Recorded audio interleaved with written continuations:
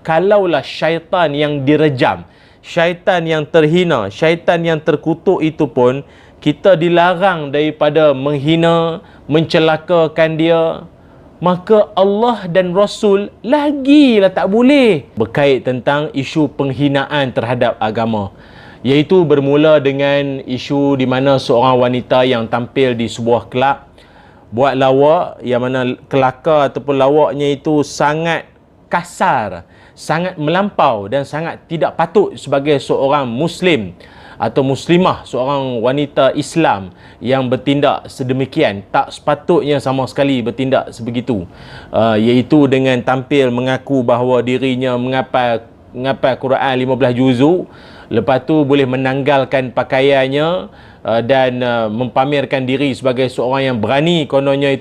Itu adalah satu sifat yang sangat buruk sama sekali.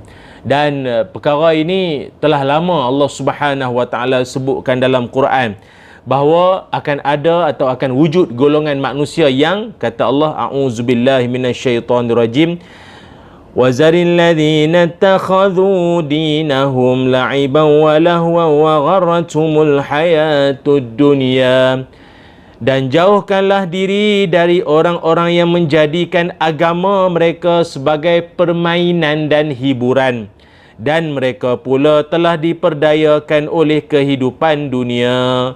Surah Al-An'am ayat 70. Ataupun dalam ayat yang lain Allah Subhanahu Wa Taala menyebutkan alladzina takhadhu dinahum lahwan wa la'iban wa gharatuhumul hayatud dunya. Orang-orang kafir itu ialah orang-orang yang menjadikan perkara-perkara agama mereka sebagai hiburan yang melalaikan dan permainan, dan orang-orang yang telah diperdaya dengan kehidupan dunia, segala kemewahannya dan kelazatannya. Surah Al-A'raf ayat 51. Ini. Jadi saya pun kadang kita semua sedia maklum kan, bila wujud saja golongan macam ni terlintas ataupun terdetik di hati kita, tak ada rasa bersalah ke? Tak ada rasa malu, tak ada rasa bersalah ketika mengungkapkan kata-kata sedemikian. Apatah lagi tak lama selepas pada tu pula muncul golongan-golongan yang menghina Allah dan menghina Nabi Muhammad sallallahu alaihi wasallam. Terkejut kita, seorang lelaki yang dia mencabar untuk orang ramai, mari kalau berani pukul dia dalam keadaan dia menghina Allah dan Nabi, dan dah ditangkap dan dikenakan denda semua. Muncul pula seorang lagi dari negeri mana tu ya, tapi itu rakaman audio, juga sama penghinaan terhadap Allah dan Rasul dan terhadap Islam. Ini adalah satu perbuatan yang sangat terkutuk, yang mana untuk pengetahuan semua, kita sebagai orang Islam, kita tak sepatutnya dan kita amat tidak patut sama sekali menghina Allah, Rasul, agama, kerana Allah Ta'ala maha baik terhadap kita. Nabi SAW terlalu sayang dan cintakan kita. Apatah lagi kita pula ada dalam kalangan ni yang tak rasa malu, tak rasa segan silu dan tak rasa bersalah sama sekali menghina Allah, Rasul dan Islam. Tuan-tuan jangan main-main tahu. Jangankan Allah dan Rasul dan agama tak boleh dihina, hatta syaitan sendiri pun Islam mengajarkan kita tak boleh mencela, menghina syaitan tak tentu arah. Tak boleh. Walaupun syaitan tu makhluk terkutuk, makhluk terhina, tapi Islam tak bagi, melarang kita menghina, mencela syaitan. Syaitan yang jahat, syaitan yang zalim, syaitan yang kejam, syaitan yang buruk perangai itu pun Allah larang kita daripada kita mencela dia. Apatah lagi Allah, Rasul dan Islam tak boleh. Sebab itu banyak diingatkan dalam Quran, ada dalam hadis, ada berkait tentang larangan terhadap daripada seseorang itu menghina syaitan. Satu hari pernah ada seorang sahabat, dia membonceng Nabi SAW, dan kemudiannya unta dia terjatuh. Sahabat ini langsung dia mengatakan ta'isa syaitan. Dia kata ta'isa syaitan. Apa makna ta'isa syaitan? Celaka syaitan. Dia kata macam tu, celaka syaitan. Dia marah lah unta.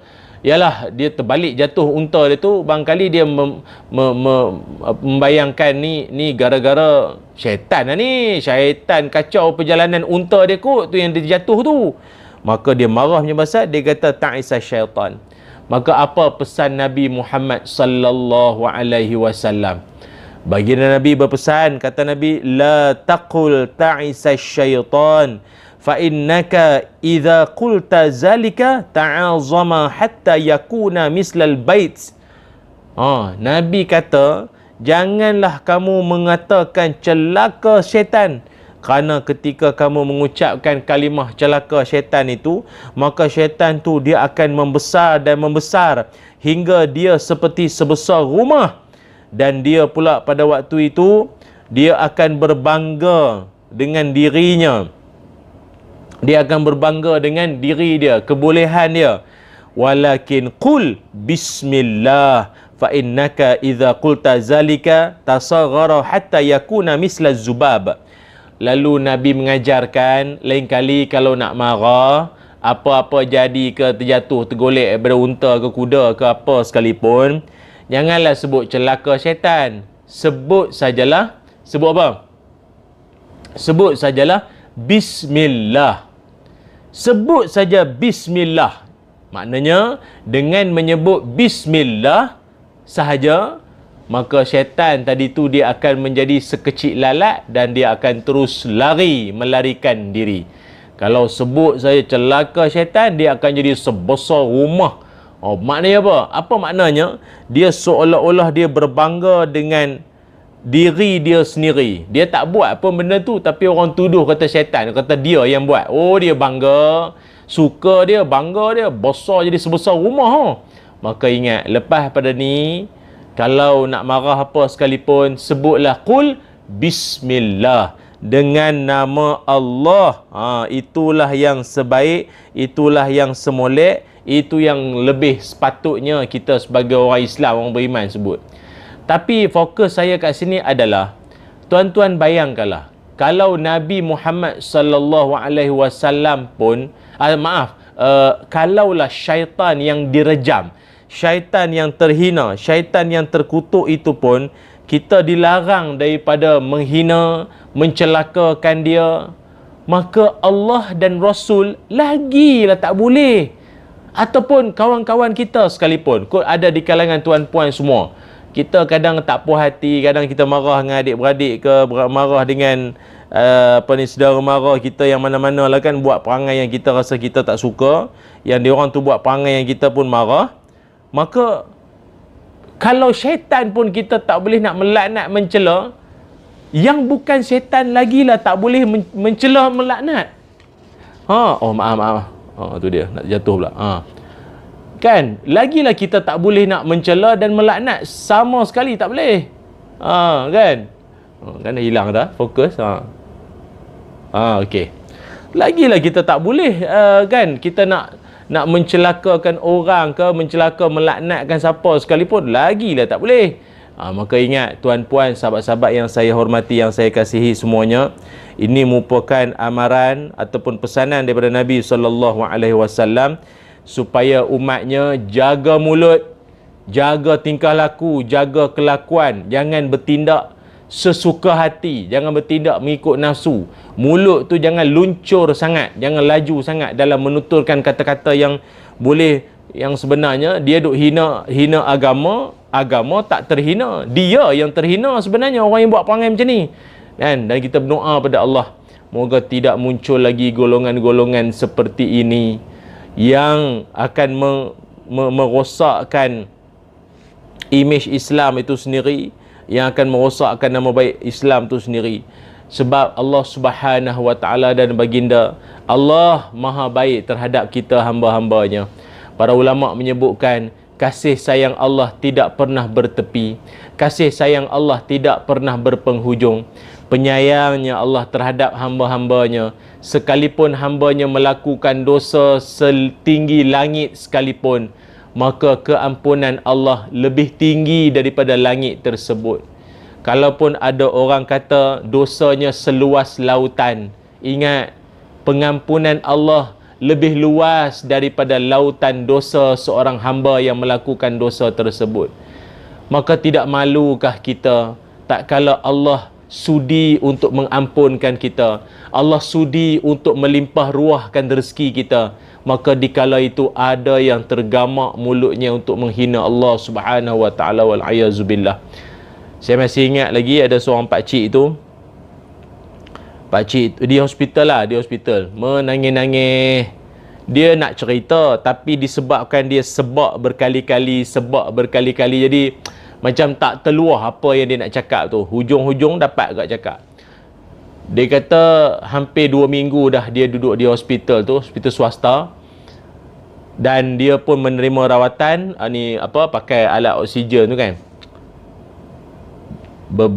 Berbelah ribu jugalah habis kos rawatannya tu, termasuk dengan oksigen semua.